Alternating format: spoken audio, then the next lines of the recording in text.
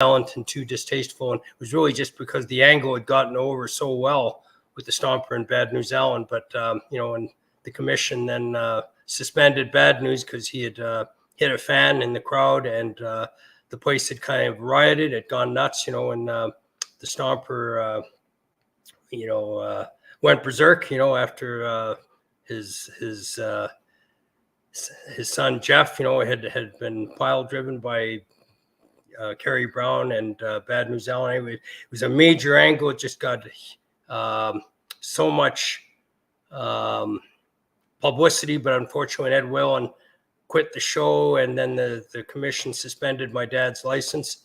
Our business went down for the next 6 months, and it was really unfortunate, and my dad had just become so weary of losing money then in 6 months, and this replacement they brought in for Ed, he was Sam Menaker, who had been an experienced announcer in Indianapolis and even Australia, and he'd actually hosted my dad's show in the late 50s, early 60s. But when we brought him back in 1983, he just sounded terrible. He was old. He couldn't remember the wrestlers' names, and and his speech was really slow and repetitive, and he couldn't keep up with the moves of the action. And I think all those factors kind of killed the TV show and our drawing power, in Alberta and Saskatchewan. Yet in Vancouver, we were on fire, and I think those were the key decisions my dad made to, sell a promotion. And I don't think he really wanted to compete with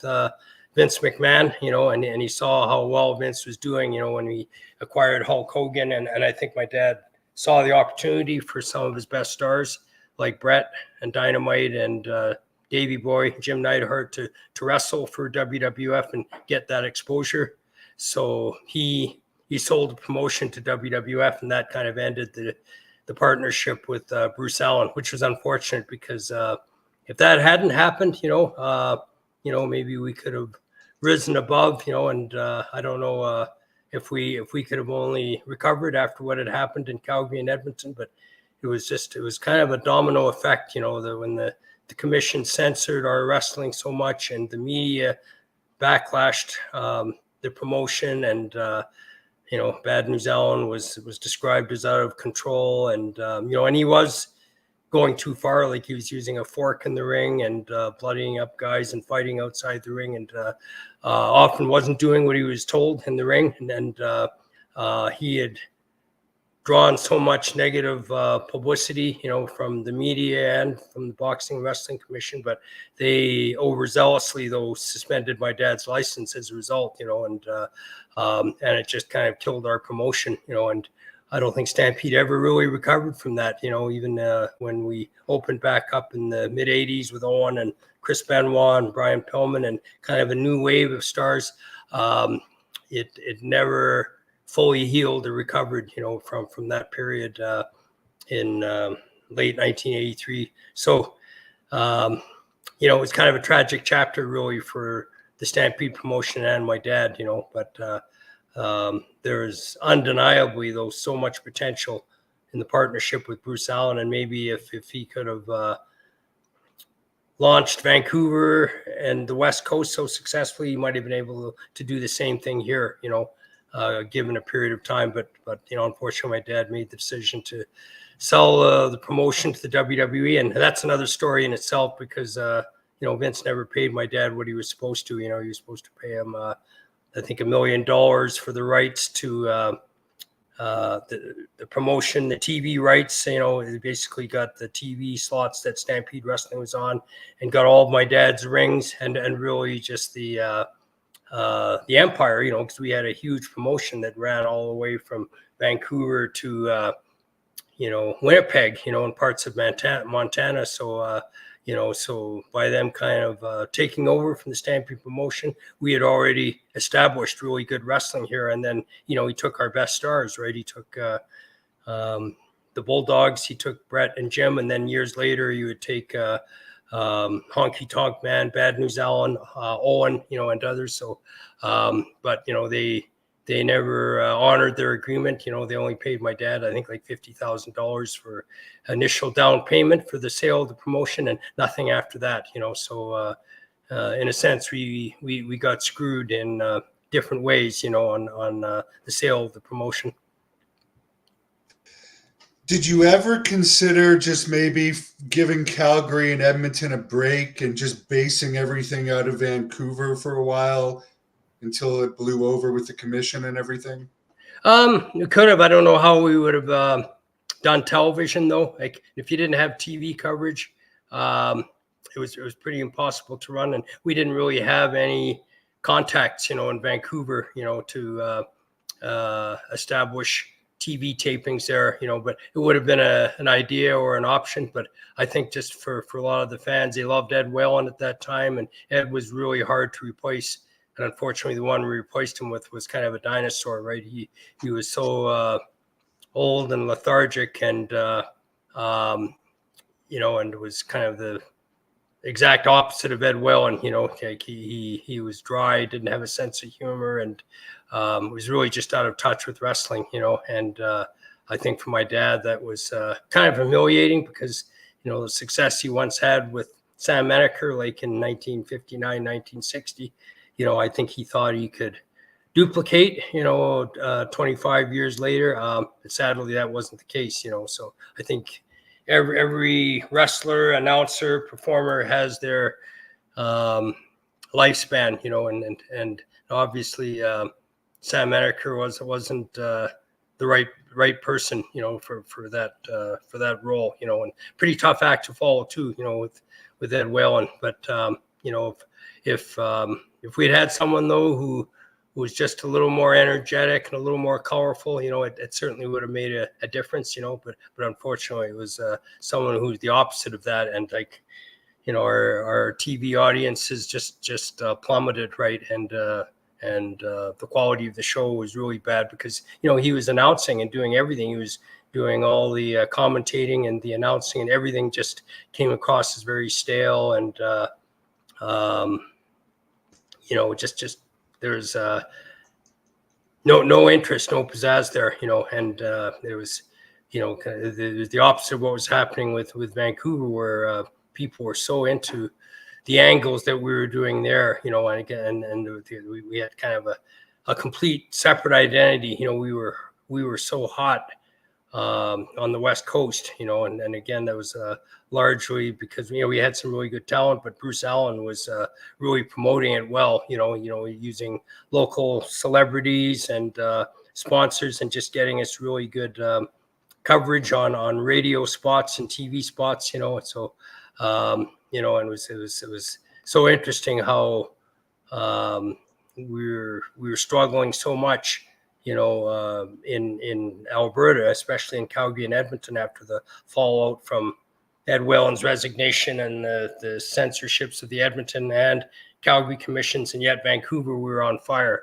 We were really hot. I remember we'd done an angle where Tiger Williams, who'd played for the Maple Leafs, was refereeing a match, and I think with Ron Starr and Bruce, and then it ended up with Tiger Williams stepping in the ring, as a wrestler, and I think he tag teamed with Bruce against Ron Starr and the Great Gamma, and it just got over like crazy because he had played previously, I think, for the Canucks. I think, in fact, the Canucks had maybe traded him to Toronto or something, but he was so popular as an NHL enforcer and a tough guy, and then when all of a sudden he's in this ring and he's fighting these wrestlers, it just got over like crazy. And, I think we were in the Coliseum where the Canucks used to play at that time. We had over 10,000 fans there. It was just incredible how big wrestling was at that time, and then it was all over. My dad kind of secretively sold the rights to the whole territory and promotion out to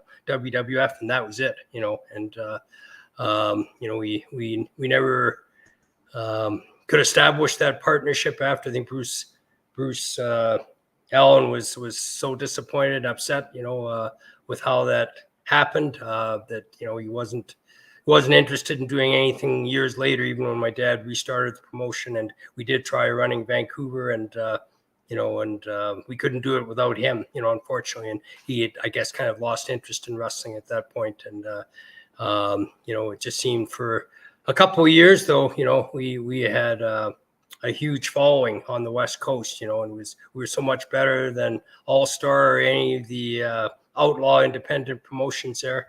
But after that wave of success in '84, and then promotion just kind of shut down abruptly. That was it. We could never duplicate that again on the West Coast. So yeah.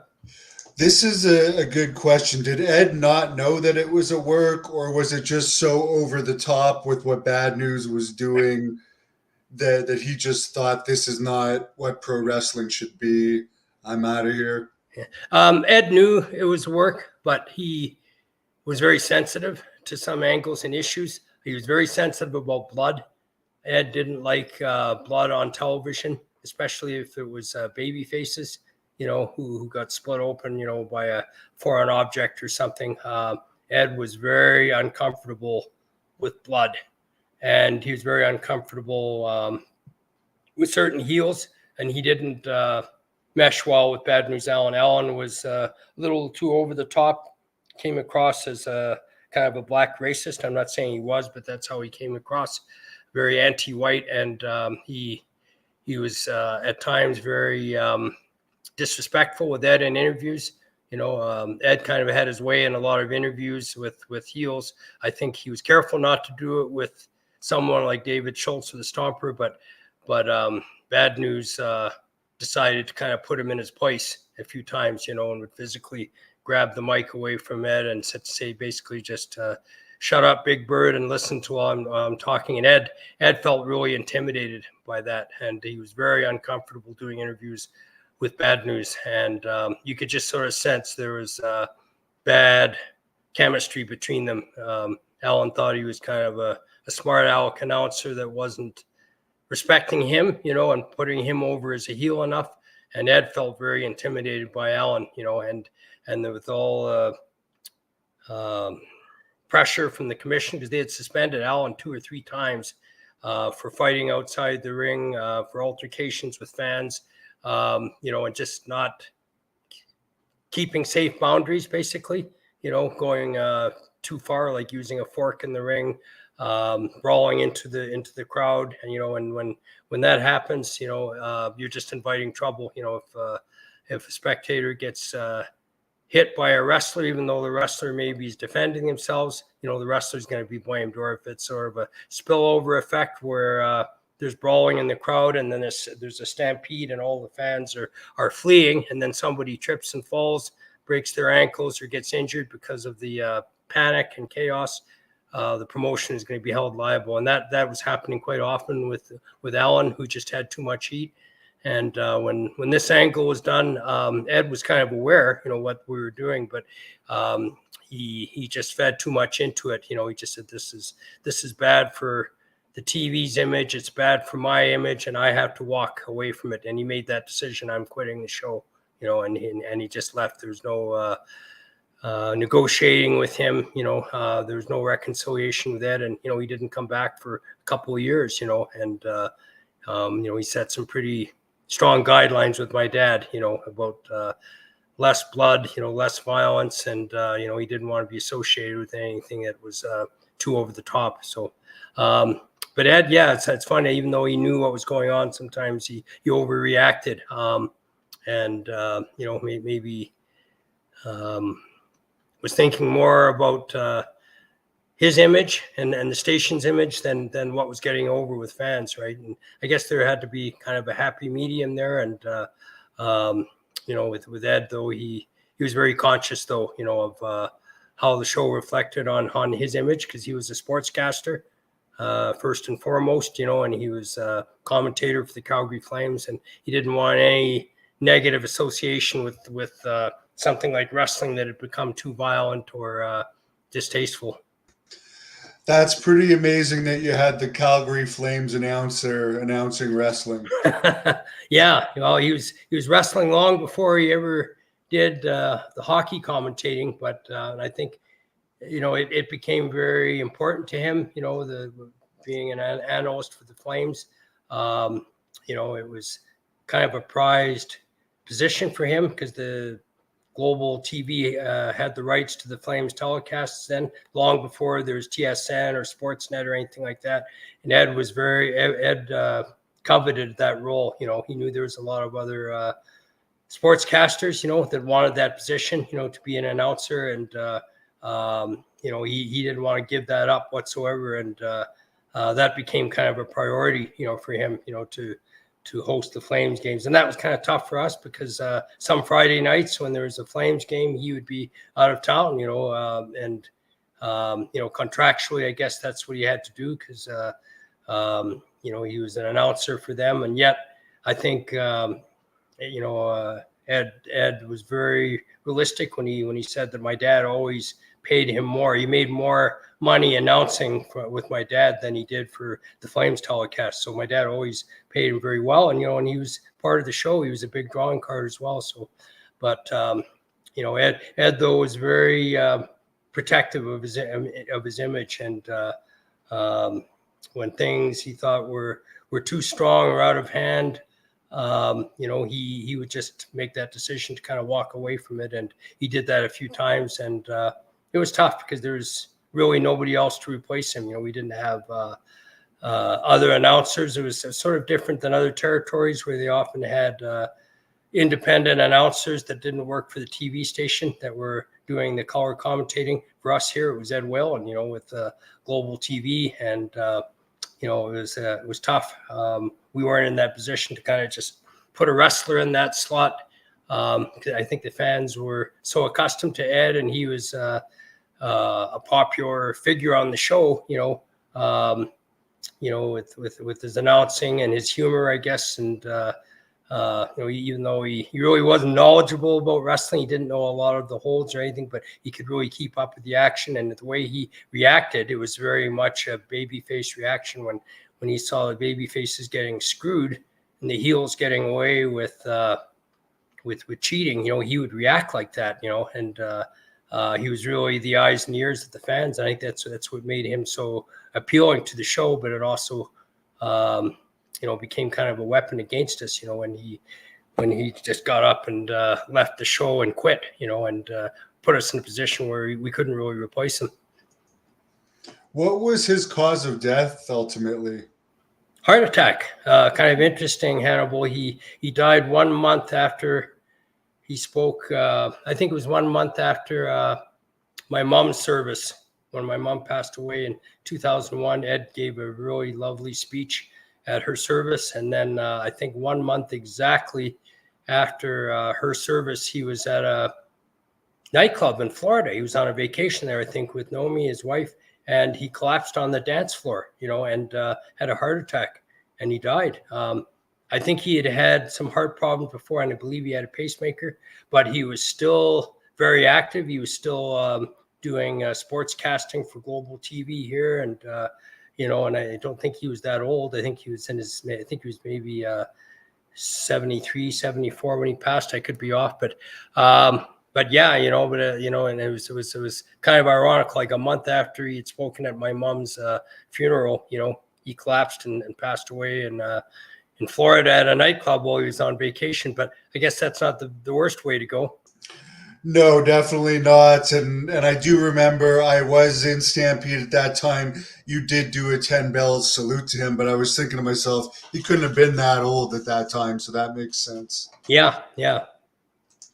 Well, I'll let you close this off with whatever you want to tell the fans. I really appreciate your time and sharing of all your knowledge. Yeah, I think just support all the local independent promotions.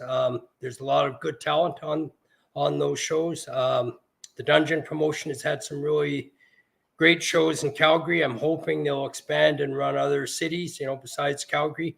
But there's other independent promotions as well in Calgary and Edmonton, Vancouver. I think there's a new promotion there, and a couple of good promotions in Saskatoon and Regina. A lot of good independents. So I think it's just important to support those shows and those stars, and the feedback and responses you give to them can really help them achieve their goals. And I've seen such good talent. I won't highlight any specific names, but I can definitely say some of the best talent in North America is right here in Western Canada. And a lot of these guys that I've seen performing on shows could easily fit the bill on AEW or WWE or New Japan, if they get those opportunities. So I think it's important for the fans to support those independent shows and give those wrestlers that feedback and the opportunity to perform and practice their craft.